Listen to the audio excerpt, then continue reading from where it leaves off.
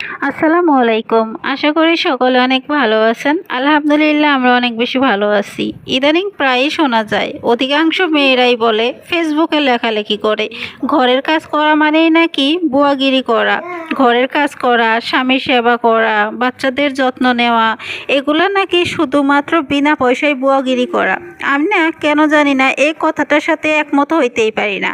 আমি সবসময়ই মনে করি ঘরের কাজ করা, স্বামীর সেবা করা, বাচ্চাদের যত্ন নেওয়া এগুলো প্রত্যেকটা নারীর দায়িত্ব এবং কর্তব্য। আর আমি অশিক্ষিত গ্রামের গরিব একটা মেয়ে আর গরিব ঘরেরই বউ, হয়তোবা এই কারণেই আমার চিন্তাধারাগুলো এরকম। আমার কেন জানি না বাইরের জগৎটা ভাল লাগে না, আমার ঘরটাই ভীষণ ভাল লাগে। আমার বাচ্চার সাথে সময় কাটাতে ভাল লাগে, আমার ঘরে রান্না বান্না করতে ভাল লাগে, ঘর গোছাতে ভাল লাগে, ঘর মুছতে ভাল লাগে। মোট কথা আমার ঘর ভীষণ ভালো লাগে। যারা বাইরে কাজ করে, যারা চাকরি করে, আমি তাদের বিরুদ্ধে কিছু বলতেছি না, আমি শুধুমাত্র তাদের কথার সাথে একমত হতে পারতেছি না যারা বলে ঘরের কাজ করা মানেই বুয়াগিরি করা। আল্লাহর কাছে হাজার হাজার শুকরিয়া আদায় করি, আল্লাহ আমাকে এত ভালো একটা বুয়া হওয়া তৌফিক দান করেছেন।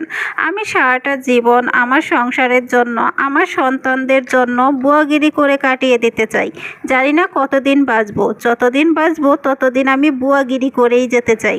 তো যাই হোক, আপনাদের সাথে কথা বলতে বলতে আমার রান্নাবান্নাও হয়ে যাচ্ছে। আজকে ভোরে উঠেই আমি রান্নাবান্না শুরু করতেছি।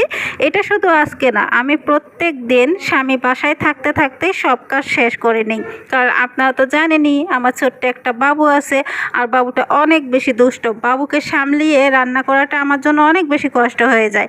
তাই সকালবেলা যখন ওর বাবা বাসায় থাকে তখন আমি সব কাজ করে নিই। আজকের ভিডিওটি আমি আর বেশি বড় করব না, আপনাদের সাথে কথা বলতে বলতেই আমার ভিডিও প্রায় শেষের দিকে চলে আসলো। শেষে একটাই অনুরোধ, যদি ভালো লাগে লাইক কমেন্ট আর শেয়ার করে দিবেন। আল্লাহ হাফেজ, সবাইকে ধন্যবাদ।